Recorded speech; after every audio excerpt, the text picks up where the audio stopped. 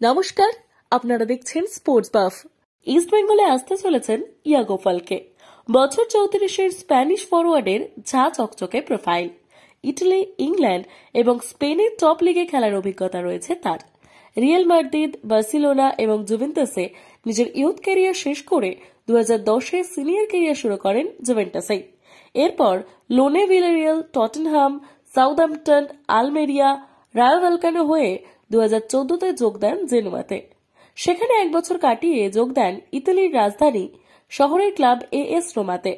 তারপরে ফের একবার লোনে, জেনোয়া, বেনেভেন্টো ঘুরে 2022-23 মরশুমে খেলেছিলেন কলম্বিয়ার ক্লাব আমেরিকা ডে কালিতে। উইকিপিডিয়ার পেজ বলছে বর্তমানে 2024-এ ইস্ট বেঙ্গলে সই করেছেন তিনি, কিন্তু ক্লাবের তরফ থেকে এখনো সরকারিভাবে কিছু জানানো হয়নি। তবে তার আগমনে লাল হলুদ যে শক্তিশালী দল হয়ে উঠবে তা বলাই বাহুল্য। খেলাধুলা সম্পর্কিত এই ধরনের লেটেস্ট খবরগুলো পেতে লাইক, শেয়ার এবং সাবস্ক্রাইব করুন আমাদের স্পোর্টস বাফ নেটওয়ার্ক চ্যানেলটিকে।